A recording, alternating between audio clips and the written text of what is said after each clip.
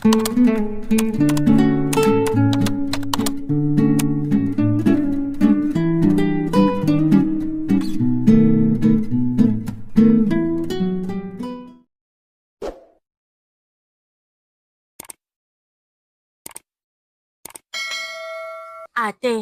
gumising ka na dyan. Tanghali na.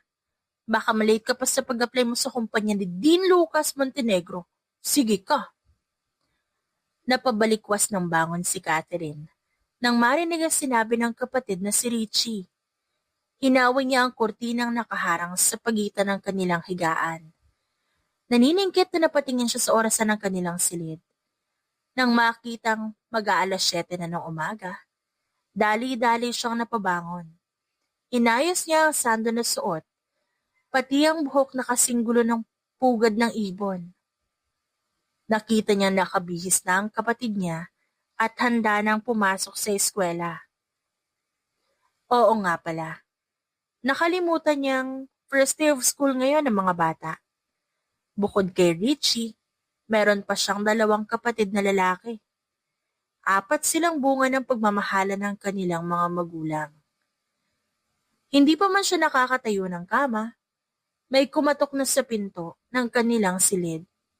Ati Kati, Richie, ready na ang breakfast. Ani Miko, ang kapatid nilang sumunod kay Richie. Bumukas ang pinto at sumilip ang kanilang bunsong kapatid na si Jiro. Nang makita niya ito, agad siyang lumapit at kinurot ang pisngi nito. Aray, mama si ate nangungurot na naman ng pisngi. Sumbong nito sabay takpo sa dining table. Tumawa naman siya at nag-asikaso na ng kama. Naku, pagpasensya mo na yung ate mo. Gwapong-gwapo lang sa'yo yan. Dinig niya ang anang kanyang ina habang naglalapag ng isang pinggan na fried rice sa lamesa. Paglabas niya ng kwarto, dumaan siya na kasing bilis ng kidlat at kumuha ng isang hotdog at mabilisang sinubo at ninuyayon. Catherine, kumain ka muna bago ka maligo. Ma, late na ako. Baka hindi ko na maabutan si Dean, my love. Sayang yung opportunity. Alam niyo namang tinaon ko talaga na maalay ng meeting niya sa Montenegro Core. At yung application ko, di ba, para magtagpo yung landas namin. Ani at kumindat sa ina bago tuluyang pumasok ng banyo. Naku, si ate, nagmamadali. Porket may kita yung crush niya. Pero sa paghuhugas ng pinggan, tinatamad pa. Napatawa siya nang marinig ang sinabi ng kapatid. Mabilis siyang naligo at nagbihis. Naglagay rin siya ng makeup sa muka at nag-spray ng konting pabango sa damit para naman mabango siya sakaling magkasalubong sila ni Dean sa building ng kumpanya nito. Tagal mo naman ate? Reklamo ni Richie habang naghihintay sa parking, kung saan naroon ang kanilang family van na service nila ngayong araw. Ang kanyang papa Jaime ang driver, habang nasa passenger seat naman ang kanyang ina na si Lala. Nagpaganda po. Pairap na sabi ni Miko sa kanya. Nginisihan niya lang ito at kanya-kanya na silang pwesto sa likuran. Mauuna siyang ihatid ng mga ito bago naman ihahatid ng kanilang magulang ang mga kapatid niya sa school ng mga ito. Ikaw, Catherine, dapat trabaho inaatupag mo. At hindi ang pagkakakrush doon sa Dean Lucas. Monticello ba yon? Sumimangot siya. Montenegro po. Pagtatama niya sa sinabi ng papa. Oy, kahit ano pa yan, aba tatandaan mo, Catherine. Ang mga mayayaman para lang sa mga mayayaman. Hindi bababa sa level natin mga mahihirap ang katulad niyang lalaking pinapantasya mo. Tahimik siya sa kinauupuan. Humugot ng malalim na hininga. Sa totoo lang, alam naman niya yon. Ang kaso, minsan kapag nare-real talk na siya ng kahit isa sa miyembro ng kanyang pamilya, hindi niya maiwasang magdamdam. Pero hindi sa araw na ito. Today is the day na natupad ang manifestations niya at dapat siyang maging masaya at good vibes lang buong araw. Basta. Alam ko naman ang limitations ko pagdating sa ganyang bagay. Hindi kayo dapat nag-aalala sa akin, mama at papa. Kaya ko na ho ang sarili ko. Siya, si Catherine Romano. Galing sa isang simpleng pamilya. Ngunit pinalaki silang masaya ng mga magulang at punong-puno ng pagmamahal. Sa edad na 20 years old, nakapagtapos siya ng pag-aaral sa kursong Business Management. Kung sakaling matanggap siya sa Montenegro Corps, ito ang kauna-unahang trabahong mapapasukan niya. High school pa lang talaga siya, crush niya na si Dean. Kahit magkaiba sila na eskwelahan, hindi naging hadlang yun para makita niya ang lalaki. Una niya ito nakita sa isang basketball game na pinuntahan niya nung high school. Inter-school meet yun ng mga private high schools at nagkataong may pinsan siyang niyaya siyang manood ng game.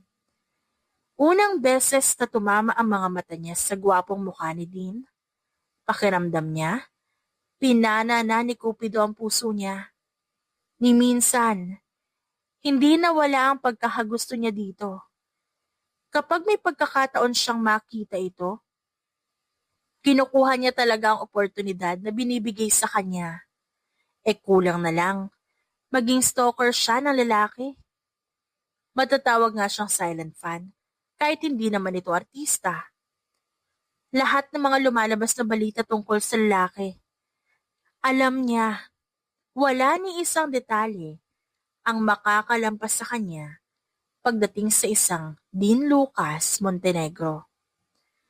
Pagtapat ng van sa labas ng malaking gusali, agad siyang nagpaalam sa kanyang pamilya. Nakangiti siyang naglakad papasok ng lobby. Ilang sandali pa, lumapit siya sa receptionist. Good morning, miss.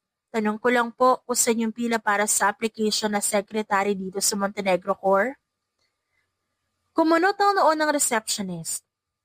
Application for secretary? Walang ganun dito. Hindi hiring ang mga big bosses namin ng sekretarya. Kumunot ang noon ni Catherine at muling tumingin sa kanyang phone. Pero ang sabi po rito sa page ng Montenegro Corps, naghahanap po kayo ng secretary for Sir Dean Lucas Montenegro. Chinek pa yun ang receptionist sa computer system. Umiling ito sa kanya.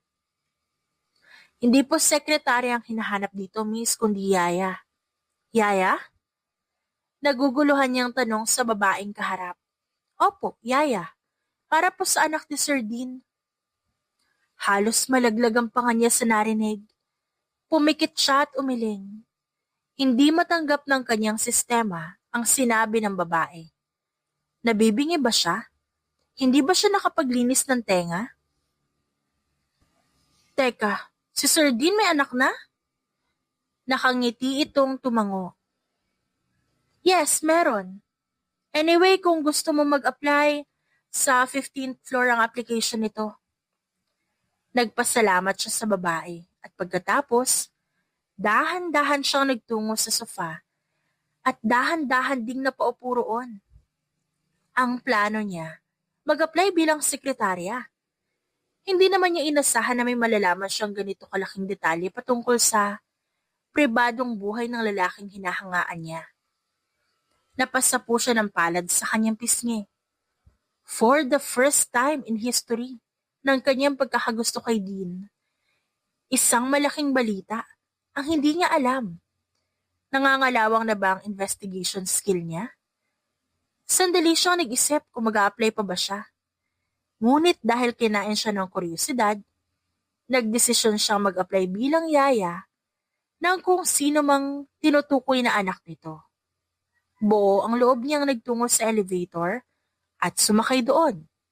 Kabado man, dahil hindi niya ito napaghandaan, ngunit handa siyang harapin ang kahit anong challenge na haharapin niya sa mga susunod na minuto.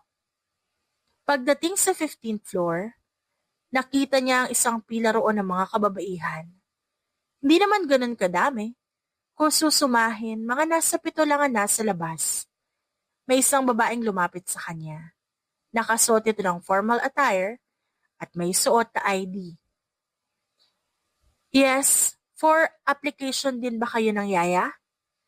Isang mabilis na tango ang ginawa niya. Ah, yes po, dito po yung pila, no? Paninigurado niya. Ngumiti naman ito at tumango. Upo ka na dyan, miss. Mabuti hindi kayo nabutan ng cut-off. Ikaw ang last applicant na tatanggapin ko, ha? Anito at tumalikod na. Naglakad ito sa dinadaanan niya kanina. Mukhang pababa ng lobby ang babae. Ilang sandali pa, may isang lalaki na lumabas sa opisina ni Dean Montenegro. Matangkad ito, may tsura din, at nakauniforme ng formal. Mukha itong sekretarya ng crush niya. Maya-maya, may babaeng nakasunod dito. Nangunot ang kanyang noon nang makita ang damit na suot nito. Ang ikli ng palda. Kulang na lang makita ang bandang ilalim ng puwetan nito. At ang blouse, ubod ng hapit sa katawan. Dahan-dahan naman ang pagbaling na ginawa niya sa ibang aplikanteng naroon. Lahat ng ito, sexy ang mga damit na suot. Kulang na lang magpakita pa ng cleavage. Uminit ng bahagya ang ulo niya sa katotohanang lahat ng nakikita niya ngayon, makikita rin ni Dean. Parang gusto niyang sabihan ng mga babae na magpalit ng damit na isusuot. Ang kaso, sino ba siya para makailam sa mga ito? Akala niya, matagal pa siyang matatawag. Ngunit nagulat siya nang maging mabilis ang proseso ng hiring. Hindi nagtatagal ng halos 5 minuto ang mga ini-interview sa loob. Ng pagkakataon niya na para pumasok, naririnig niya ang paulit-ulit na pagbuntong hininga ng lalaki sa may pinto. Parang problemado ito sa nangyayari. Ah, sir, pwede na po akong dumiretso sa loob? Tanong niya rito. Sandali itong tumingin sa kanyang kabuuan. Sa wakas, nakasuot ka ng formal na damit. Akala ko masasayang ang buong araw na to. Naguguluhan man siya sa sinabi ng lalaki, nagpatuloy pa rin siya sa paglalakad papasok. Mula sa malawak na working table, natanaw ni Catherine ang lalaking naroon. Noon, pangarap niya lang na makita ito ng ganito kalapit. Ngayon, kaharap niya na mismo. Para siyang nakalutang sa ulap. Ang gaan ng pakiramdam niya. Isa ito sa mga katuparan ng pangarap niya. Dati, sa hindi kalayuan niya ito nakikita o di kaya sa billboard. Pero talaga ngayon face to face na sila. You are? Tanong nito sa baritonong boses. Mas matanda ito ng 3 taon sa kanya. Sa edad na 23, talagang napakagwapo nitong tingnan. Parang model ng mga expensive and luxury brands. Yung tipong makikita sa cover ng mga mamahaling magazines ang aura ng lalaki. I am Catherine Luna Romano, applying for nanny position. Are you a walk-in applicant? Nagangat ito ng tingin at doon inabot nito ang hawak na resume. Yes, sir. Ako, pasensya na po. Unexpected po yung pag-apply ko rito. Tumango lang ito ng tipid.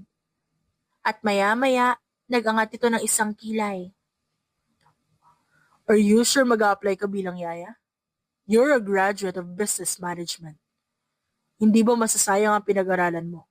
Kung itong trabahong ito ang papasukin mo? Napalunok siya. Hindi niya in-expect na itatanong yun ng lalaki sa kanya. Ang totoo po niyan, akala ko po kasi open for hiring yung secretarial position kaya yun sana yung applyan ko. Pero since nandito na rin po ako, gusto ko pong subukan mag-apply lalo na at kikita naman po ako sa pagtatrabaho bilang yaya. Umiling ang lalaki at akmang ibabalik sa kanya ang resume. Kinabahan naman siya dahil mukhang ire-reject siya nito. Pero agad niyang inagapan yon. Sir, magaling ho ako sa mga bata. May 3 kapatid ako na mas nakababata sa akin. Kaya may experience po ako sa pag-aalaga, sir. Pinagdikit pa niya ang kanyang palad sa harap ng lalaki. Kailangan niyang matanggap sa trabahong ito para sa misyon niyang alamin kung sino ang anak ng lalaki na tinutukoy ng receptionist kanina. kung sino ang asawa nito, kung may asawa ba talaga ito, o baka single father ito. Lahat ng mga tanong na umiikot sa isipan niya, kailangan niyang masagot. Binigyan niya na nagpapaawang tingin ng lalaki, at mukhang nadala naman ito sa ginagawa niya. Sumandal ito sa swivel chair, at pinagmasdan siya ng maigi. You look familiar to me. Ipinag-cross nito ang mga braso. Hindi niya alam kung dapat ba niyang takpan ng muka. Baka kasi, bigla siya nitong naalala. Hindi malayong mangyari, dahil kung nasa ng lalaki, basta may free time siya, pupunta rin siya dito. Kaso, sa bandang malayo para hindi siya nito makita.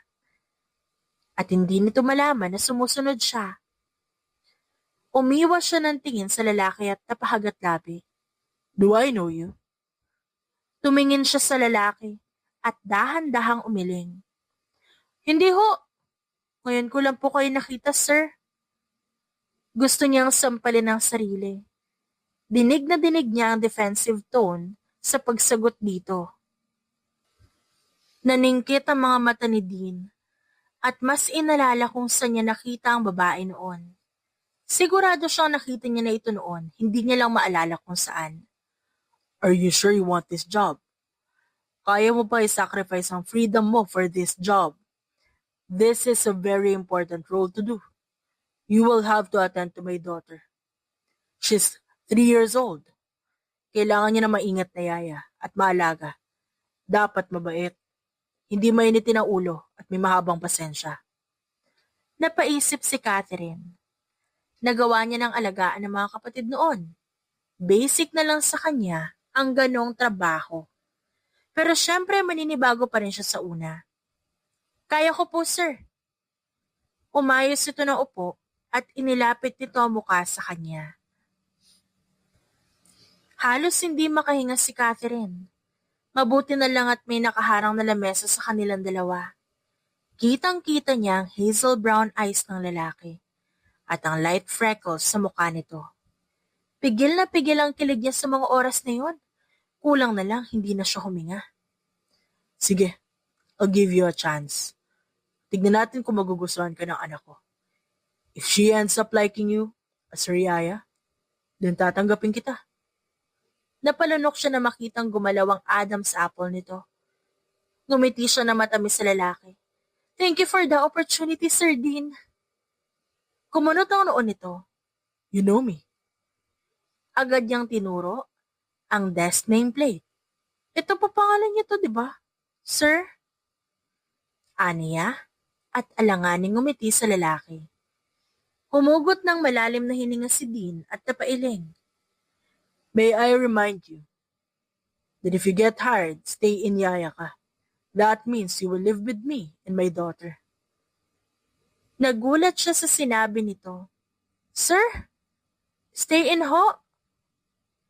Pwede po ba ako sa bahay niyo? Hindi magagalit asawa mo? First of all, wala akong yaya. And second, of course pwede ka sa bahay. Magiging yaya ka ng anak ko. Alangan namang hindi ka stay in. Paano mo siya mababantayan at maaalagaan? Tumango siya sa tinura nito. Kunwari wala siyang pakialam sa sinabi nitong wala itong asawa. Pero ang totoo, parang gusto niya mag-celebrate. Dahil wala pang asawa ang ultimate crush niya. Noted, sir. So, kailan po ako magsisimula? Ngayon na. Nanlaki ang kanyang mga mata sa sinabi nito. Sir, ngayon na ho?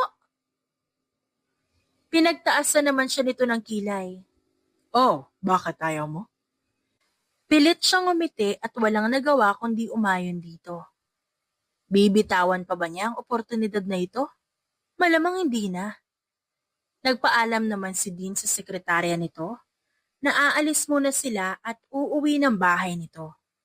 Akala niya sa isang simpleng village or subdivision nakatira ang lalaki. Pero ano pa nga ba ina-expect niya sa isang Montenegro? Hindi niya maiwasang mamangha habang nakamasid sa nadadaanan nila sa loob ng Forbes Park. Ang gaganda ng mga bahay dito. Aniya, sa mahinang boses. Hindi niya inaasahang maririnig yun ni Dean. Of course, rich people live here. Sabi nito sa seryosong tono.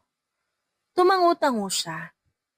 Nakakainggit na magkaroon ng magandang bahay sa isang exclusive subdivision for rich people.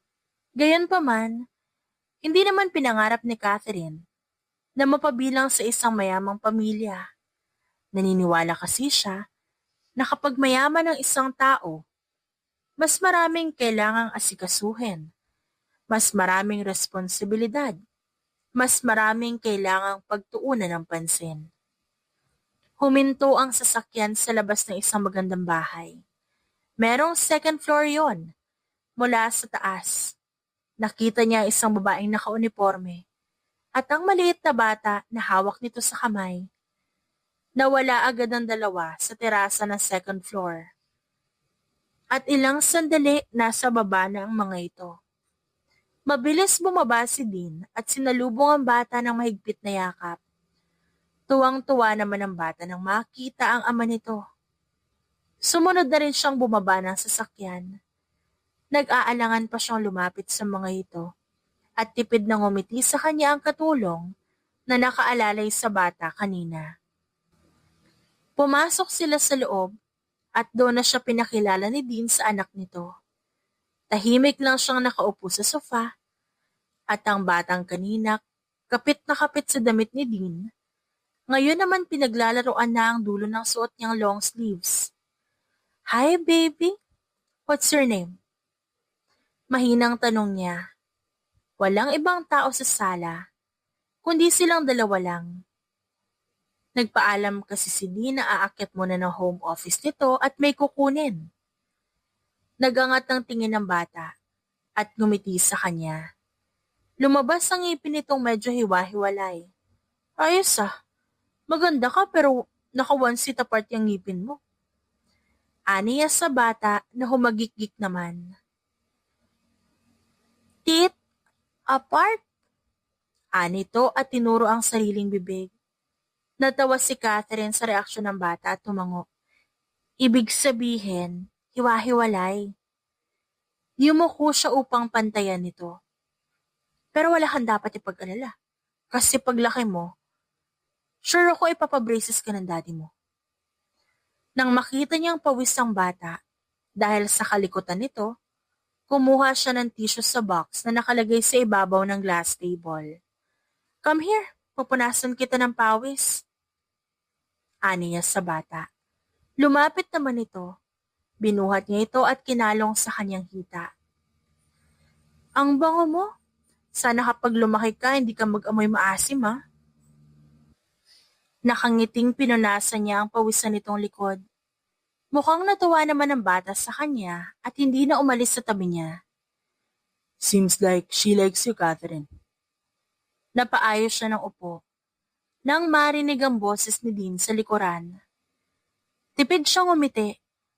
Mahilig lang po talaga ako sa bata. Gaya nga ng sabi ko kanina, may 3 ho akong nakababatang kapatid. May inabot ito sa kanya. Here's the contract. Read it overnight. Take your time in deciding. Hindi kita minamadali. Kinabukasan, kapag gusto mo pa rin alagaan ang anak ko, then go back to my office and submit it to me personally. Nasa labas na sila ng bahay ng lalaki. Nang tinawag nito ang driver. Rico, pakihatid si Catherine sa bahay nila. Make sure makakauwi siya ng ligtas. Utos nito roon. Nako sir, okay lang kahit hanggang sa labasan lang. Kaya ko naman po mag-commute pa uwi eh. Sumeryoso ito ng tingin. I insist. Mas makakampante ako kung alam kong ligtas ka nakauwi. After all, kapag pumayag ka sa nakasaad na kontrata, magiging official yaya ka na ni Alexi. Tukoy nito sa anak na babae. Nakangiti siyang tumango at sumunod na sa driver na siyang iginiya siya sa backseat ng sasakyan. Pagka-uwi niya ng bahay, naabutan niya ang kanyang ina at ama na nasa dining room at naghahanda ng hapunan. Oh, napaaga kaya ta, Cathy? Anang kanyang ina. Lumapit ito sa kanya at kinuha ang bitbit niyang bag. Pagod siyang umupo at yumuko sa lamesa. Nag-alala naman agad ang mga magulang niya sa nakita. Ayos ka lang ba, anak? Hindi ka ba nakapasok sa dream company mo? Umiling siya sa ina. Okay lang yan. Marami pa naman magandang kumpanyang pwedeng pasukan. Hindi pa end of the world, anak. Patuloy lang sa paghaplos ng kanyang likuran ng ina. Umahon siya sa pagkakahiga at tumingin sa mga ito. Hindi ako nakapasok sa kumpanya ng mga Montenegro, pero nakapasok naman ako sa bahay ni Dean. Nagkatinginan ng kanyang mga magulang. Ano ibig mo sabihin, Kathy? Ang ama niya ang nagtanong. Pa, kapag pumayag ako sa alok ni Dean, magiging yaya ako ng anak niya. Excited, masaya at proud na sabi niya. Ano? Gulat na sigaw ng kanyang ina. May anak na si Dean Montenegro? Doon siya tumahimik at ilang sandali pa, tumango siya sa mga ito. Well, meron siyang anak pero wala siyang asawa. Naghahanap siya ng yaya para sa anak niya kaya nag-apply ako. Unexpectedly, ma. Binigyan niya ako ng offer. Pumayag ka na maging yaya ng anak niya? Hindi pa po. Pinutol siya nito sa pagsasalita. Abay, talagang huwag kang papayag, anak. Hindi kita pinag-aral ng koleyo at pinag-graduate para yaya ang kunin mong trabaho. Catherine, hindi ako sang-ayon sa gusto mo, ha? Natahimik siya nang marinig ang tinura nito. Hindi porket crush mo yung Dean Montenegro na yan. Pati pag-aalaga ng bata, papasukin mo na. Anak naman, pati ba naman sa karir mo? Kailangan pa rin konektado si Dean? Hindi na healthy ang pagkakagusto mo sa kanya, anak. Tumango ang kanyang ina sa sinabi ng ama. Dapat sa'yo, sa kumpanya nagtatrabaho sa opisina. Mga papeles ang kaharap at hindi bata. Magiging yaya ka, tapos ikaw ang mag-aasikaso sa bata. Kung gusto mo na pala mag-alaga ng bata, sana sinabi mo na noon pa para hindi na kita pinag-aral ng kolehiyo. Natigilan siya sa litanya ng ina. Naiintindihan niya ang mga magulang. Bilang magulang, walang sino man ang gugustuhing mahirapan ng anak. Humugot siya ng malalim na hininga at hinawakan ng kamay ng kanyang ina. Di ko naman po gagawin to habang buhay. Hindi rin naman ako magtatagal sa trabahong to. Temporary lang, gusto ko lang subukan. Pinaningkitan siya nito ng mata. Gusto mo subukan? O dahil gusto mo makasama ang Montenegro na yon? Lumapit siya sa ina at yumakap dito. Mama, payagan mo na ako, please. Promise, maximum 1 year. Hindi ko pa nga alam kung talagang tanggap na ako eh. Malay mo, mapaalis ako agad, di ba? Di problem solve ka na. Hayaan mo lang naman ako subukan to, ma. Please, bigay mo na to sa akin, mama. Nilambing pa niya ang ina hanggang sa wala na ito nagawa kundi pumayag. Nang bumaling siya sa kanyang ama, nakita niya nakangiti lang ito habang napapailing. Lumapit din siya dito at yumakap. Papa, ikaw ang living proof na pumayag si mama. Oo na, basta mag-iingat ka. Kung sakaling nga matanggap ka ron, ingatan mo yung sarili mo. Huwag ka nagpapaniwala sa taong yun, ha. Lalo pat di mo naman talaga kilala yung tunay niyang pagkatao. Tumangu-tango siya. Tatandaan ko po yan, Papa. Thank you talaga. Ibinahagi niya sa pamilya ang kanyang desisyon sa gabing iyon, pagkatapos nilang kumain ng hapunan. Habang todo cheers sa kanya si Richie, todo reklamo naman si Miko. Sinasabihan siya nitong wag nang ituloy at baka mapahamak siya. Pero syempre hindi niya pinakinggan ang kapatid. Halos hindi siya nakatulog buong gabi. Nasa isip niya ang laman ng kontratang binasa. Nang malaman ng kanyang pamilya kung magkano ang sahod per cut-off, gulat na gulat ang mga ito. Sino ba namang hindi magugulat? Kung halos kikita siya ng 70,000 per month. Basta ate ha, bilan mo ako ng bagong phone kapag sumahod ka na. Nakangiting saad ni Richie kinabukasan habang inaayos niya ang gamit. Gusto mo sapak? Tumawa lang ito sa kanya. Joke lang ate. Mag-iingat ka doon ha. Kapag nilapitan ka ni Dean Montenegro, huwag mong isuko agad ang perlas ha. Mabilis niyang tinakpan ang bibig nito. Hoy, ano pa pinagsasabi mo dyan? Anong perlas? Mamaya marinig ka ni mama, hampasin tayo na ng hanger. Humagikgik ang kanyang kapatid bago siya tuluyang umalis ng bahay. Napuno pa siya ng paalala mula sa kanyang mga magulang. Sa wakas, nakabalik siya ulit sa bahay ni Dean sa Makati. Sinalubong siya na nag-iisang kasambahay roon na si Lucila. Mabait ito at palangiti. Ate, tanong lang, ba't ikaw lang ang kasama ni Sir sa bahay?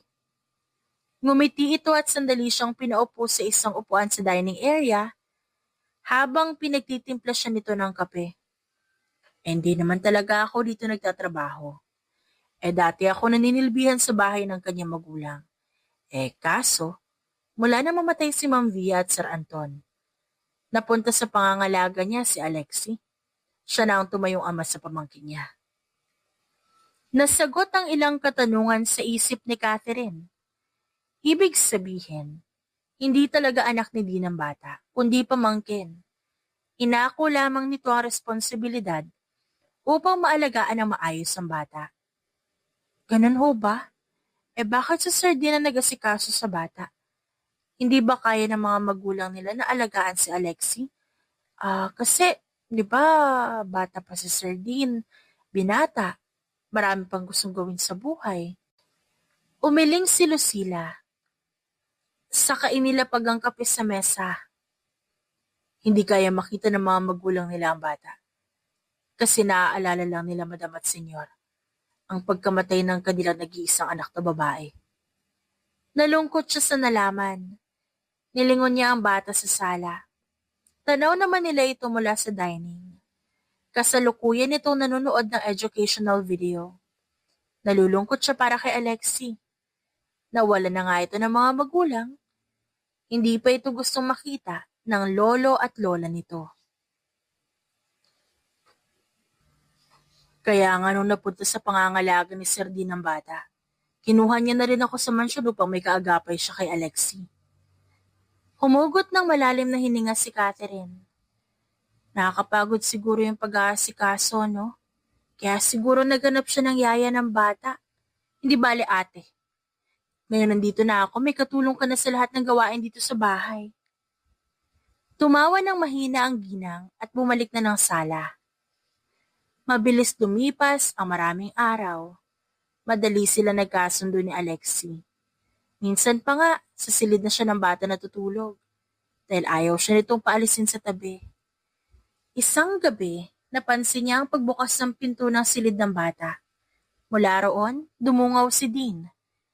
Gising pa siya at masuyong hinahaplos ang buhok ni Alexi. Nang makita niya ito, bigla siyang napabangon sa kama. May kailangan po kayo, Sir Dean? Umiling ito at umayos ng tayo. Bago nilapitan ng bata at hinaplos ang buhok nito. Mahimbing ang tulog ni Alexi, kaya hinayaan na ito ni Dean. Gusto mo magkape? Wala sa sarili siyang napatango. Nang makita niyang 8:00 na ng gabi, parang gusto niyang umatras sa alok nito. Gabi na, magkakape pa? Baka hindi na siya makatulog niyan. Inilapag ni Dean ang bagong timplang kape sa table sa may terasa ng bahay. Makakatulog ka pa ba nito? Tanong ni Catherine sa binata. Tumingin sa kanya si Dean at ngumiti. Ang tanong, Catherine, natutulog pa ba ako? Kumunot ang kanyang noo sa sinabi nito. Sa dami ng ginagawa ko, hindi na ako halos nakakatulog. Imagine having a company to run and a family to impress. Plus the fact I have Alexi in my house. Para akong single father na nagja-juggle na iba't ibang gawain. If you know what I mean. Humigop ito ng kape at inilapag ang mug sa lamesa. How have you been in the past weeks? Bumuga siya ng hangin at nagkibit balikat. Sa totoo lang, sa mga oras na yon, mas lalong nadagdagan ang admiration niya sa lalaking ito. Tama ang kanyang mga magulang. Hindi niya pa kilala si Dean sa tunay nitong katauhan. Pero hindi niya inakalang ang makikita niyang pagkatao nito sa mismong tahanan nito ang magiging dahilan para mahulog ang loob niya dito ng tuluyan. Dehado siya sa sitwasyong to. Dahil malinaw na siya lang naman ang may gusto sa lalaki. Sa kabila noon, kailangan pa niyang magpanggap na wala siyang nararamdaman, na isa lamang siyang yaya ng anak nito at wala ng iba pa. Okay naman ako, sir. Mabait si Alexi at madaling alagaan. Si Ate Lucila wala akong masabi kundi talagang napakadaling pakisamahan. Hindi kami nagkakaroon ng hindi pagkakasunduan. In short, okay na okay ako dito. Tumango naman si Dean. I've been monitoring you this past few weeks. Nakikita ko maayos ang trabaho mo. Ngumiti siya sa lalaki. Sabi ko sa inyo, sir eh. Magaling ako mag-alaga ng bata. Proud na sambit niya. And I couldn't agree more. Nagkatitigan silang dalawa ng sandaling yon. Nakaramdam ng pagkailang si Catherine. Hindi siya sanay na may matagal na tumititig sa kanya, lalo na kung si Dean ito. Napansin niya sa peripheral na umiti ito ng matamis at muling uminom ng kape. I still believe that I know you or I've seen you somewhere. Hindi ko lang alam kung saan at kailan. Biglang nasamit siya sa iniinom na kape.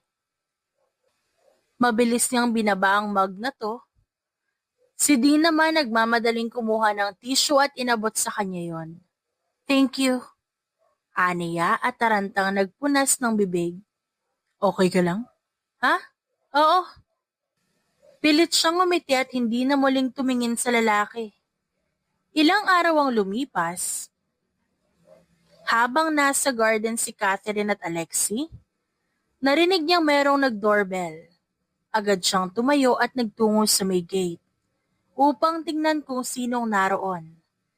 Mula sa siwang ng gate, may isang magarang kotse siyang natanaw.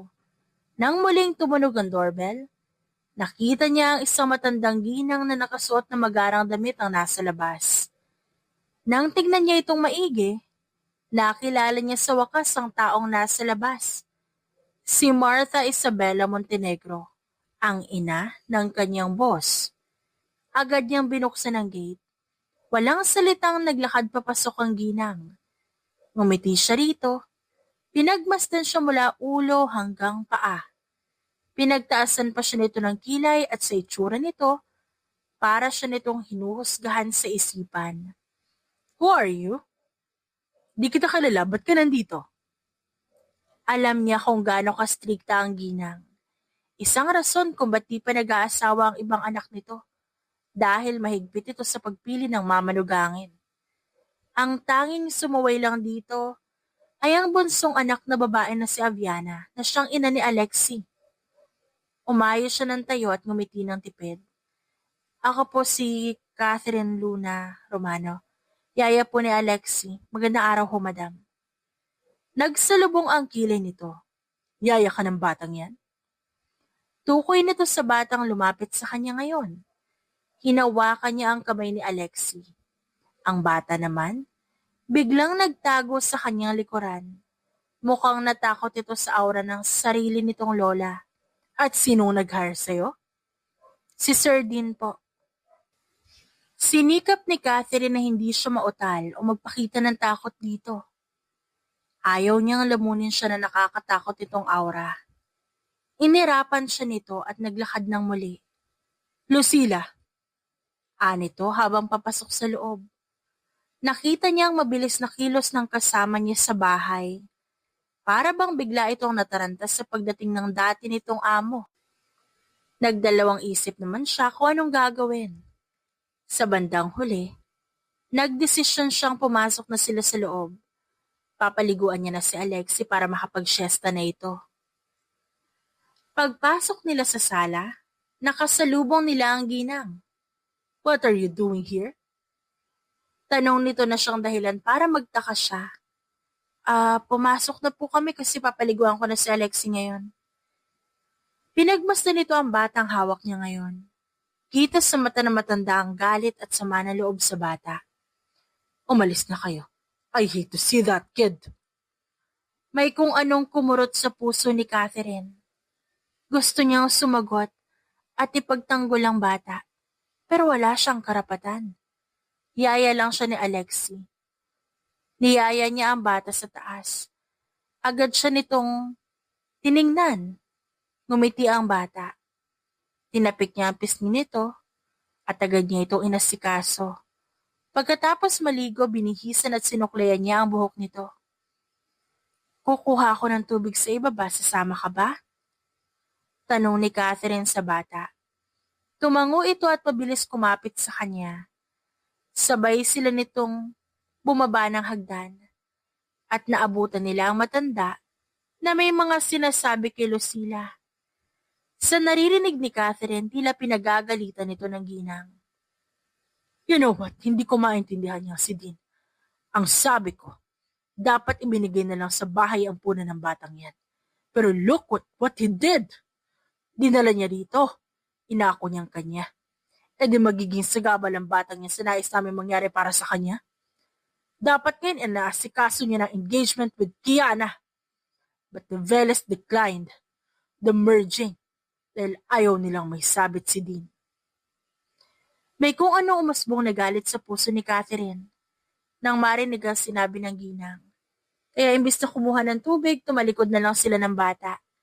Pero hindi pa sila nakakalayo nang biglang tinawag siya nito. Hey muchacha! Lumingon siya kay Madam Martha. Yes ma'am, may kailangan po kayo? Kitang-kita niya ang pagtaas nito ng kilay.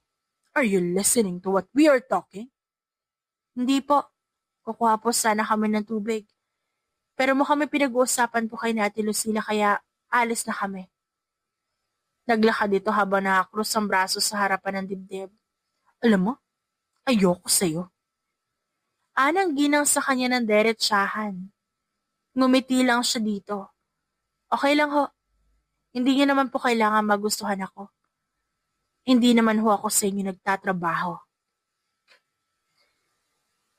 Bastos ka rin, ano?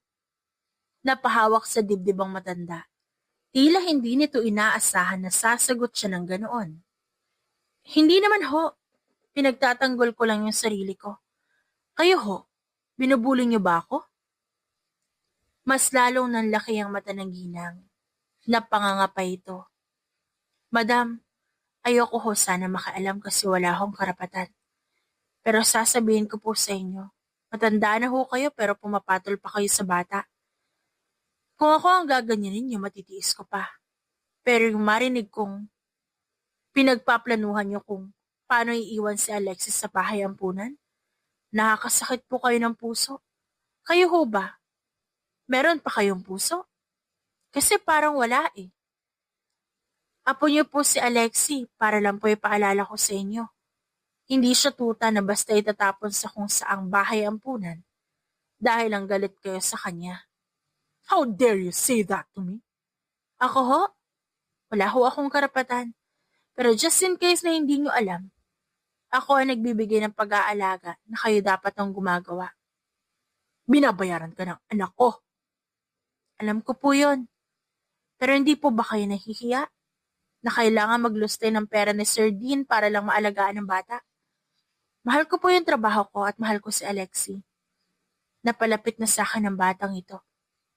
And the least thing I want to hear is someone mocking her.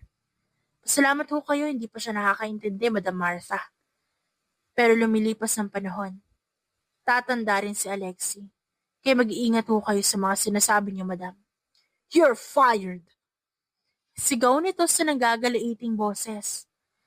Si Sir Dean lang ho may karapatang magtanggal sa akin sa trabaho, Madam.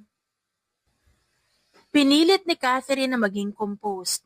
Ngunit ikinagulat niya nang biglang hablutin ng matanda si Alexi at pinagpapalo ang puwita ng bata at doon siya nataranta. Ang batang ito, bunga ng maling pag-ibig ni Aviana sa lalaking yan. Hanggat nakikita ko ang mukha ng batang ito habang buhay ako may galit sa puso ko. Pumalahaw ng iyak si Alexi. Nang akmang hahatawin pa ito ng palo, doon na siya hindi nakapagtimpi. Tinulak niya ang matanda at hinila pabalik sa Alexia at tinago sa likuran niya. Patuloy sa pag-iyak ang bata. Si Lucila naman ilalalayan ng tayo ang matandang napaupo sa sahig. Kakasuhan kita! Sige ho, gawin niyo. Pero sasampahan din kita ng kaso dahil sa pananakit mo sa sarili mong apo. Mahigpit ang yakap ni Alexis sa kanyang binti. Akmang susugod muli ang ginang nang may sumigaw. That's enough! Gulat na napalingon ang lahat sa pagdating ni Dean. Agad na lumapit ang ginang sa anak nito. That yaya of Alexis pushed me. Kakasuhan ko ang babaeng ito. Sisiguraduhin ko mabubulok sa kulungan ng babaeng yan dahil sa ginawa niya sa akin. Malamig naman ang matang tinignan ni Dean ang ina. I've heard and seen everything, ma. Sagot ng lalaki at tinuro nito ang CCTV na nakapalibot sa buong bahay. Malinaw ko narinig na ikaw ang nagsimula. Namewang ang kanyang ina. Ano naman? Sinaktan niya pa rin ako. Dahil sinaktan mo si Alexi. Ano yung na-expect mo, ma? Tatayo lang si Catherine habang pinapalo niyo yung bata? Yaya siya ng anak ko. Dapat lang na protektahan niya ang bata. Dahil ako ang nagbabayad sa kanya. Umiling ang ginang. For Christ's sake din, Lucas. Hindi mo anak ang batang yan. Humugot ng malalim na hininga ang lalaki. Tama ka, mama. Hindi ko anak si Alexi. But I had to step up and take care of her dahil ayaw mo sa kanya. Just because anak siya ni Via. Sa isang mahirap na lalaki, ayaw mo nang tanggapin ang bata. What's wrong with you? Lahat naman sinusunod namin. And we understand na strict ka bilang isang ina. Pero hindi tama na kahit malalaki na kami, pinapakialaman mo pa rin ang desisyon namin. It's my decision to take Alexia as my child. And please, ma, kalimutan mo na ang kasunduan na ginawa niyo ng mga Veles. I don't like Kiana. I never liked her. You're an ungrateful child. I am not. Sinasabi mo lang yan dahil hindi mo na kami mamanipula. Umuwi ka na, ma. Umalis ka na habang nakakapagtimpi pa ako. With the way you hurt my child, baka makalimutan kong ikaw ang nanay ko. Nahihintakutang umalis ang ginang. Akmang ihahatid pa sana ito ni Lucila nang pigilan ito ni Dean.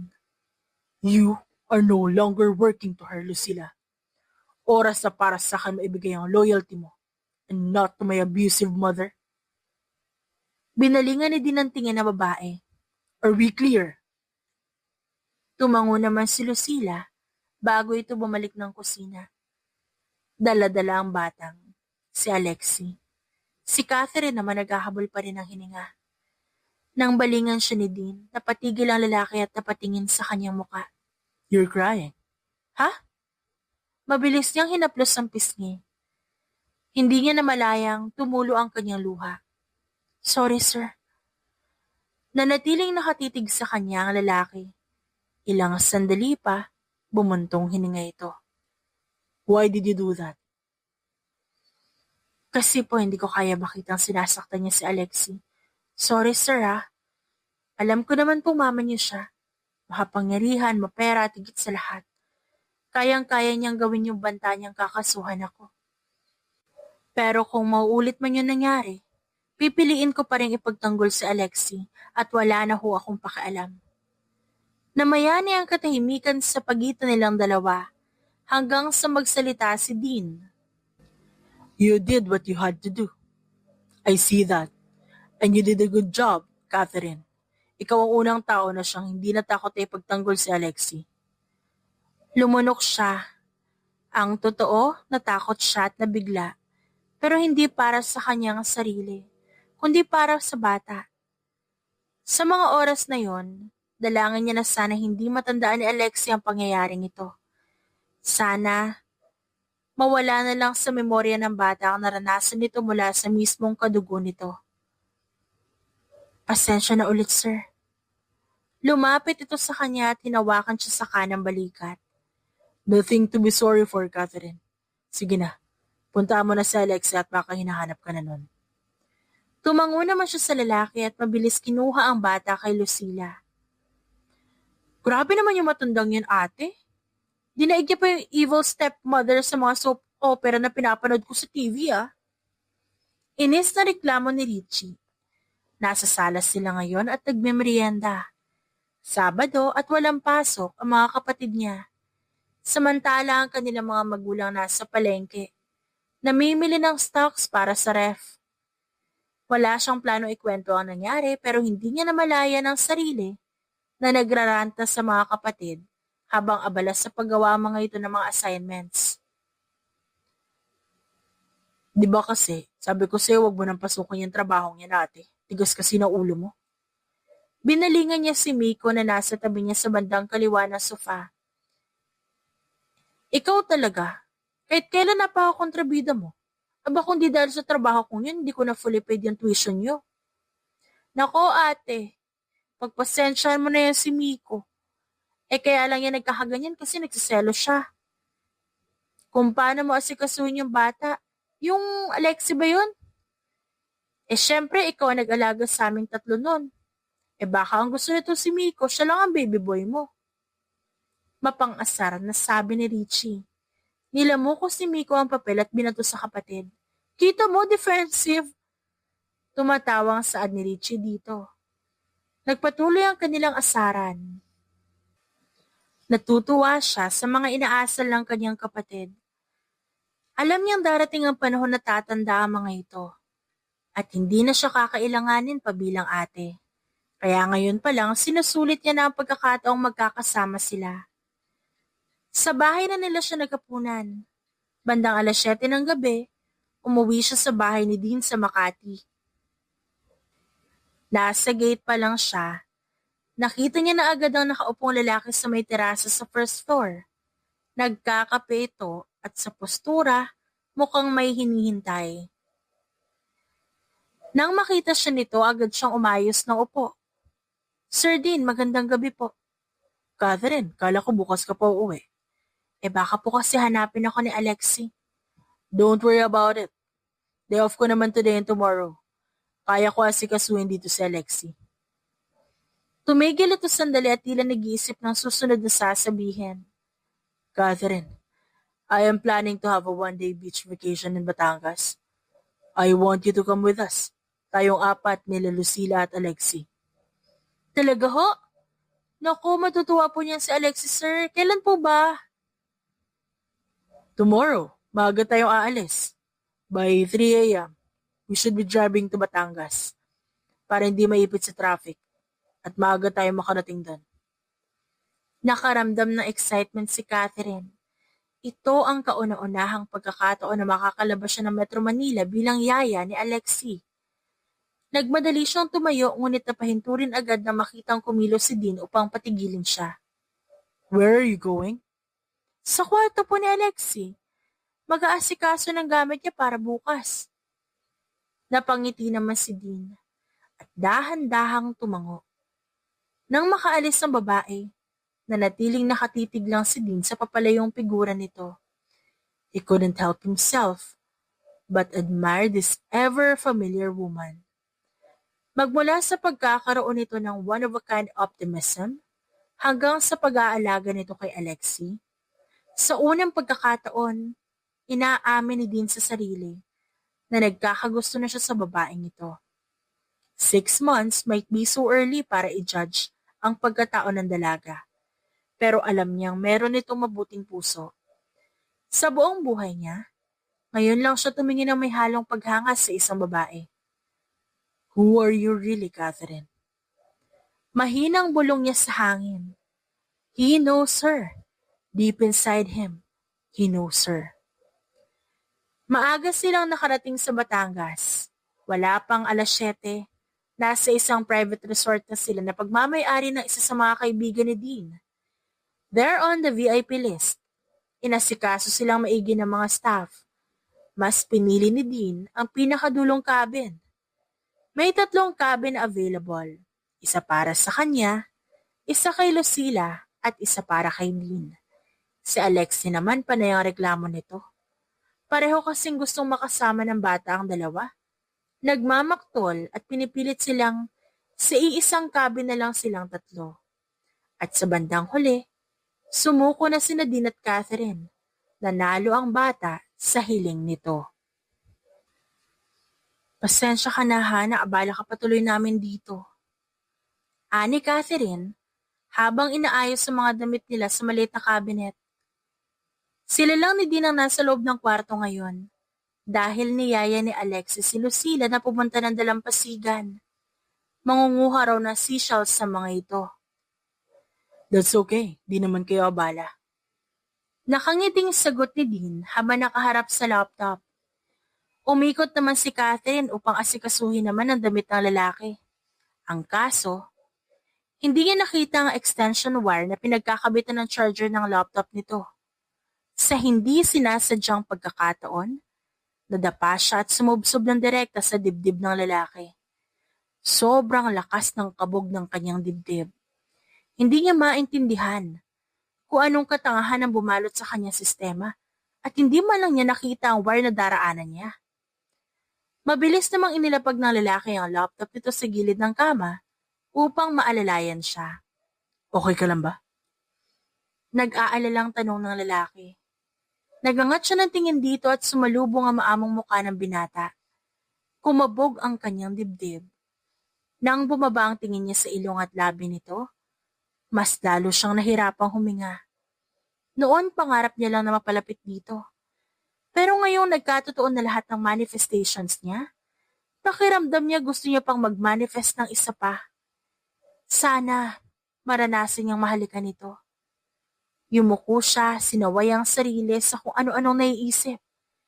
Sinubukan niyang tumayo pero muli siyang bumagsak sa dibdib ng lalaki. At sa pagkakataong ito, naramdaman niya ang pagpulupot ng braso ni Dean sa kanyang bewang. Sinubukan niya itukod ang kamay sa kama upang di sila magkauntugan. Ngunit tila may ibang plano ang tadhana at napakabilis matupad ng manifestation niya. Naglapat ang kanilang labi sa isang aksidenteng pagbagsak. Nanlaki ang kanyang mga mata at mabilisan ang lalayo. Ngunit naramdaman niya ang paghawak ni Dean sa kanyang batok upang manatili sa posisyon. Hindi niya alam kung anong nangyayari. Para siyang nakalutang sa ere. Sinadya ba yun ng binata para ituloy ang halikang yon? Nang makita niya nakapikit si Dean, kusa na ring pumikit ang kanyang mga mata. Nang gumalaw ang labi nito, kusa siyang sumunod. Hindi siya marunong humalik. Wala siyang experience. But the way Dean kissed her, nasusundan niya ito. Inihiga siya nito sa kama ng maayos na paraan. Nasa ibabaw niya ang lalaki ngayon. Magkadikit ang kanilang katawan. Ramdam niya ang init nito at ang pagtayo ng pagkalalaki nitong kumakaskas sa kanyang pants na suot. Napapikit siya at dinama ang sensasyon. Lahat ay bago sa kanya. Pero gusto niya ang nangyayari. Nagulat siya na huminto sa paghalik si Dean at pumikit ng mariin. Shit, I'm sorry, Catherine. Hinaplos niya naman ang likuran nito nang ibinaon nito sa kanyang liig ang muka. Ramdam niya ang mainit na hininga nito sa kanyang liig. Sorry dahil hinalikan mo ako. O sorry kasi ayaw mo mangyari to pero ginawa mo pa rin. Sorry, dahil hindi ko intensyon na bastusin ka. Hindi mo naman ako binabastos, Sir Dean. Just call me Dean from now on. Okay, Dean. I didn't feel na binastos mo ako. I understand. Hindi mo sinasadyang halikan ako. It's okay. If you wish to forget about it, okay lang. Aniya, kahit ang totoo, may pait na unti-unting kumakalat sa kanyang sistema. I don't want to forget. I meant the kiss. Ang ayoko lang isipin mo nagtitake advantage ako sa'yo. Nakahinga siya ng maluwag sa sinabi nito. Pero bakit mo nga ba ako hinalikan? Natigilan ng lalaki habang nakatitig sa kanya. Gusto kita. Hinalikan kita kasi gusto kita. Parang may nagliparang paru-paro sa kanyang tiyan sa sinabi ng lalaki. If her past version would know about this, na posibleng mangyari sa future lahat ng hiniling niya noon? Baka tumitili na ito ng tumitili at gumugulong na sa kama. Gumaan ang pakiramdam niya. Masarap pala sa pakiramdam na magustuhan ka rin ng taong gusto mo. Gustong-gusto kita, Catherine. Hindi niya na pinatapos pa ang sasabihin nito. Kinawit niya ang braso sa batok ng lalaki at hinilap palapit upang siya na ang humalik dito. Wala siyang pakialam. Bahala na kung anong mangyari. Ngayon niya napagtanto na hindi na pala simpleng pagkaka-crush ang nararamdaman niya para kay Dean Montenegro. Dahil mahal niya na ito. Lumalim ang halikan nilang dalawa. Hanggang sa unti-unting bumaba ang halik ng lalaki sa kanyang leeg. Would you like it dark or with lights? Lights off, please. Bulong niya dito. Sa gitna ng payapang resort, sa isang cabin sa dulo ng lugar na puno ng buhangin sa paligid, may dalawang pusong nag-aalab at nagmamahal sa isa't isa. Can I just call you mommy? Tanong ni Alexis sa kanya habang kumakain sila ng dinner sa restaurant ng resort. Nagkatinginan silang tatlo ni na Lucila dahil sa tanong ng bata. Si Dean naman, tila casual na bagay lang ang narinig. Nagpatuloy lang ito sa pagkain habang siya nahihirapan lunukin ng sinubong pagkain. Alexi, I'm just your yaya. I refuse to call you yaya. I want you to be my mommy. Sandali pa, nakita niya napapangiti si Lucila habang nakatingin sa kanila ni Dean. Naku Alexi, kahit ikaw rin pala, malakas ang pakiramdam. Natatawang ani Lucila at nagpatuloy sa ginagawa. Ngumiti siya sa bata at hinaplos ang pisngi nito. You should ask your dad about it. Kasi hindi naman pwedeng tawagin mo ako ng mommy, may ilang ang daddy mo. Bumaling ang bata sa ama nito. Please, daddy. Anito at pinagdikit pa ang dalawang maliit na palad. Whatever my princess wants, my princess gets. You can call her mommy. After all, she will be your mommy soon. Ngumiti si Dean at magilong na tumango pa sa bata. Nanlaki ang kanyang mga mata sa sinabi ng lalaki. Ibinaba niya ang kamay at pasimpleng kinurot ito sa tagiliran. Pero tumawa lang ang lalaki sa kanya. Si Lucila sa isang banda, tila naintindihan ang nais iparating ni Dean, pero hindi na nagsalita. Natapos ang dinner, nanatiling naiilang si Catherine sa presensya ng lalaki. Hindi siya nagsisisi sa nangyari, dahil nagdesisyon siyang gawin ang bagay na yon. Nasa legal age naman siya kaya walang problema. Nahihirapan lang siyang tignan nito dahil nahihiya siya at napapaisip. Ano kayang sasabihin sa kanya ni Dean kapag nalaman nitong isa lamang siyang masugid na fan nito na nakasubaybay sa lahat ng galaw ng lalaki? Hindi kaya ma-turn off ito sa kanya? What are you thinking? Nilingon niya ang lalaki nang marinig itong magsalita sa kanyang likuran. Nasa harap siya ng dagat. Nakaupo sa buhangin. Nakatanaw sa madilim na bahagi ng karagatan. Umupo sa tabi niya si Dean at marahan itong sinandalang ulo sa balikat niya. Hinaplos niya naman ang likod ng lalaki. Wala naman. Di ko lang inasahan na hahantong sa ganito ang lahat. Ang isang parte ng isip niya ang nagsasabing dapat grateful siya. Ibig sabihin lang nito, pinakikinggan ng universe ang hiling niya at tinutupad dito ang bagay na minsan niyang pinangarap. Pero ngayong narito na siya, para naman bigla siyang nagdalawang isip kung tama ba yung ginagawa niya. Dean Montenegro is an answered prayer. Hindi siya nagsisi na ito ang natatanging lalaki na gustuhan niya. Lahat ng good traits para sa isang lalaki na kuha nito. Mayaman, masipag, mabait, at understanding ang lalaki. Marami itong na-achieve sa buhay. Kahit nasa early 20s pa lamang. Siya, ano narating niya sa buhay? Sa ngayon wala pa. Hindi naman sa minamaliit niya ang sarili. Gusto niya lang na meron din siya may pagmalaki at mapatunayan. Para kung sakaling sila man na magkatuluyan, may pantatapat siya sa success ng lalaki. Naisip ko lang, Wala pa akong pangarap sa buhay ko na natupad. Umalis si Dean sa pagkakahiga sa kanyang balikat.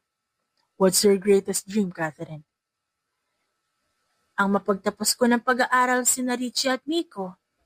Kung kakayanan pati si Jiro. Ang magkaroon ng sariling bahay at lupa na masasabi kong akin. Nang bata ako, alam ko hindi naman kami mayaman eh. Pero lahat ng kayang gawin ng magulang namin ginagawa nila para mabigyan kami ng masaya at komportableng buhay. Now that I've graduated, I want to fulfill all my dreams nung college pa ako. Gusto ko magtrabaho. Pero sa ngayon, pause muna para kay Alexi. Dinidelay ba namin ni Alexi ang mga pangarap mo? Malungkot na tanong nito sa kanya. Agad siyang umiling. Hindi. Kasi may choice naman ako kung tatanggapin ko yung offer mo noon o hindi. Pero pinili kong alagaan si Alexi. Pinili ko kayo. Mas lalong naging malungkot ang ekspresyon ng lalaki. Kaya naman sinapu niya ang magkabilang pisngi nito gamit ang palad. We can enjoy the time we have. Kesa malungkot tayo, hindi ba? Alam niya sa sariling hindi habang buhay, ganito ang magiging trabaho niya. Nangako siya sa mga magulang na temporary lang ang trabaho ito. At the end of the day, kailangan niya bumalik sa tunay na mundo para harapin ang totoong challenges na may kinalaman sa career growth niya. Gusto mo magtrabaho? I can take you under my wing. Sa kumpanya ko, I will give you a good position. Hindi naman yata tama yun, Dean. I have to crawl and climb using my own strength. Ayokong umasa sa kahit sino. But honestly, that is a good offer. Nagkatitigan silang dalawa at natawa sa isa't isa. Marahan siyang hinalikan ni Dean sa labi at tinugon niya ang halik na yon. Pagkatapos nagsalo sila sa isang mahigpit na yakap. Lumipas ang mga linggo, balik trabaho na si Dean. Ganon din si Catherine. Napag-usapan nilang hanggang sa huling buwan ng taon na lang siya mananatili sa bahay nito. Kaya sinusulit niya ang mga panahon na kasama niya si Alexi. 2 months na lang, babalik na siya sa bahay nila. Itutuloy niya ang pahikibaka para sa sariling pangarap. Ma'am Kiana, wala po rito si Sir Dean. Mamayang gabi pa po yun uuwi. Mula sa labas, naririnig niya ang boses ni Lucila na may kausap na babae. Hindi naman si Dean ang kailangan ko. I need to talk to the girls she's with. Yung Catherine na yaya ng batang si Alexi. Kumunot ang noon niya at lumabas sa pinto. Agad naman siya nakita ng babae. Bali wala nitong hinawi si Lucila, kaya napatabi ang babae sa gilid. Sinugod siya nito at dinuro gamit ang daliri. Ikaw ang babae ni Dean, hindi ba? Kumunot ang noon niya. Just so you know, I am his fiancé at ikakasal kami. Napaayos siya ng tayo at pinakatitigan ng babae. Mukhang ito ang Kiana Velez na binanggit ni Madam Martha noon. Mukhang ang totoo ang balitang naririnig niya na head over heels sa babaeng ito kay Dean Lucas. Ngunit malinaw na ipinaliwanag sa kanya ng binata na wala ito ni katiting na nararamdaman kay Kiana. At noon pa man siya tumatanggi sa alok na merging ng pamilya Velez. Fiancé? Akala ko ba malinaw sa'yo na hindi niya in-acknowledge ang engagement na inaalok ng pamilya mo? Nanlisik ang mga mata ni Kiana sa sinabi niya. How dare you say that to me? Sino ka ba ha? Di ba isa ka lang namang hampas lupa? Hinawi niya ang kamay nitong nakaduro sa kanya. Huwag mo akong duruin. Baka di ako makapagtimpi at mabalik ko yung daliri mo. Naglakad siya palapit sa babae. Nagulat naman ito at napaatras. Alam mo, wala ka nang pakialam kung mahirap lang kami. Basta wala kaming tinatapakang tao, masaya pa rin kami. Buo ang pamilya namin at nagmamahalan kami. Ikaw ba masaya ka ba? Mahal ka ba ng pamilya mo o ginagamit ka lang nila para sa pera? Matapang niyang bawi sa babae. Mabait siya sa mabait.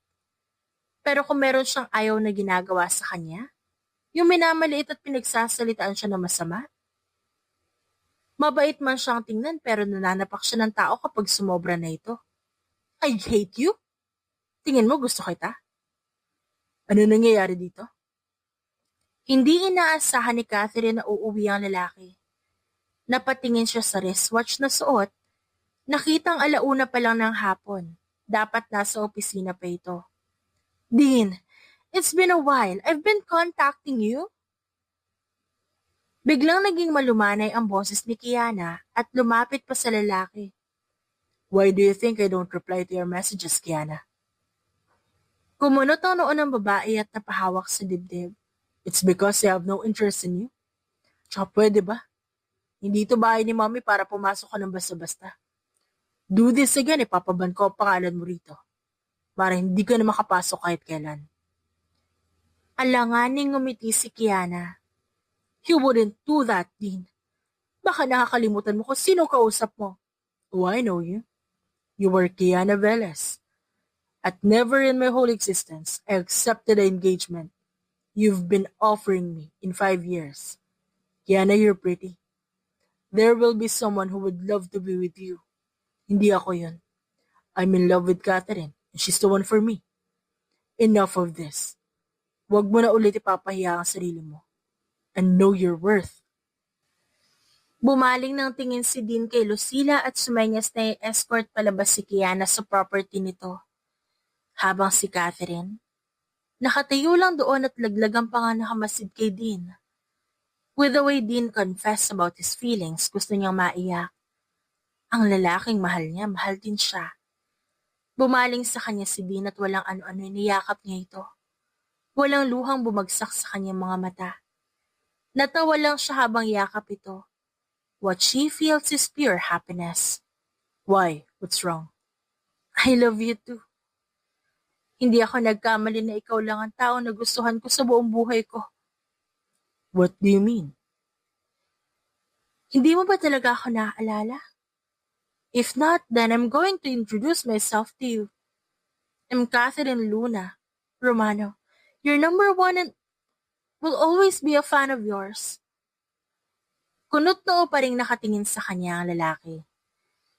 Mahabang paliwanagan na naganap. Hindi na siya natakot sa magiging reaksyon nito. It's now or never. Bahala na kung anong mangyayari.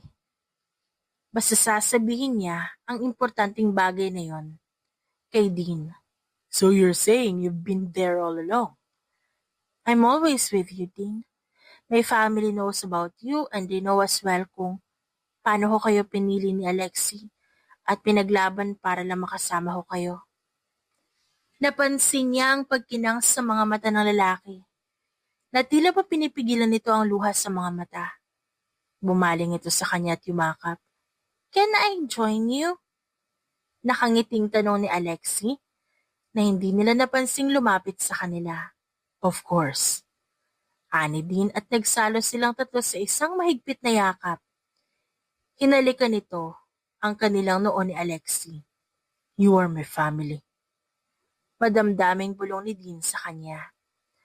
Mabilis lumipas sa mga araw hanggang sa sumapit ang huling sandaling makakasama niya sina Alexi at Dean sa isang bahay. Ayaw mo pa rin bang i-consider ang alok ko sa'yo na magtrabaho sa Montenegro Corps? Umiling siya kay Dean. Nasa labas sila ngayon para sa isang dinner date. Tanggap na ako sa marketing department ng Benitez Innovations. Sa kumpanyang yon, doon ako magsisimula ng karir ko, Dean. Napasimangot ang lalaki kaya tumawa siya. My offer is still on the table. Always will be. Kapag naisipan mo mag-resign sa Benitez, open arms kitang i-welcome sa kumpanya ko. Inirapan niya ang lalaki pero ang totoo, grateful siya sa pagiging thoughtful ni Dean. Alam niyang concerned lang ito sa kanya, pero wala naman itong dapat ipag-alala. Matalino siya at alam niyang mapapatunayan niya yon sa trabaho. Hindi naging madali ang may sakatuparan ng pangarap niya. Dumaan si Catherine sa mga gabing kailangang mapuyat para lang makatapos ang presentation. Mga pagkakataon na papagalitan siya dahil di maiwasan ang pumalpak. Mga araw na umiiyak siya kasi rejected ang proposal. And yet, she did not give up. Tinawid niya ang mga araw na nahihirapan siya sa tulong ng panalangin at suporta ng pamilya niya at ni Dean. Napagtagumpayan niya ang bawat pagsubok. Maraming taon ang lumipas at patuloy siya sa pag-akyat sa corporate ladder. Kung ano man na meron siya ngayon, masasabi niyang lahat ng iyon galing sa dugot pawis at puyat na tiniis niya para marating ang pwesto niya ngayon. You know that I'm proud of you all the time, right? Nilingon niya si Dean, may suot itong salamin. Mas naging mature ang itsura nito pero hindi nabawasan ang kagwapuhan. Sa loob ng 6 na taon nilang relasyon, hindi siya nito iniwan, hindi siya nito pinagpalit at hindi niloko. Hinaplos niya ang pisngi nito. Isinantabi muna niya ang librong binabasa at bumaling kay Dean. Binigay niya ang buong atensyon dito. Nasa kama sila pareho. Matutulog na sana pero humirit pa ito ng ganong salita. I know, and I'm also proud of you, love. Would it be too much if I ask you to finally marry me? Nagsusumamo na ang boses nito. Because I can't wait any longer, Catherine. It's either you accept my proposal o dadaling kita ng simbahan na labag sa loob mo. God knows how much I want to call you as my Mrs. Montenegro. Napatawa siya sa sinabi nito. Di naman ako tatanggap ng proposal na walang singsing, Dean. Mula sa ilalim ng una nito may kinuha itong kahon. Nagbibiro lang naman siya pero hindi niya inasahang seseryosohin nito yon. At mukhang matagal nang ready ang lalaki. Muli nitong hinawakan ang kamay niya at pinagmasdan siya mata sa mata. Of all the women who tried to get near me, ikaw lang ang nakapasok sa buhay ko at napasok mo rin ang puso ko. Kaya responsibilidad mong panindigan na nag-uumapaw na pagmamahal na meron ako para sa'yo. Catherine Luna Romano, the love of my life, the mother of my child Alexi, will you marry me? Napangiti siya habang tumatango. Punong-puno ng masayang emosyon ang kanyang puso. Oo naman, Dean Lucas Montenegro. Sino ba naman ako para tanggihan ang alok ng ultimate crush ko, di ba? Hindi ba man naisusuot sa kanya ni Dean ang singsing? Niyakap na siya nito kaya labis siyang tumawa. Kumalas ito ng yakap at sinuot ang singsing na may ubod ng laking diamante sa kanyang daliri. Ang mahal nito, Dean. And you deserved it. You deserve all the good things, Catherine. At hanggang kaya ko, ibibigay ko lahat sa'yo. I will provide for you and our family. Mahal na mahal kita. Hinalikan niya ang lalaki sa labi.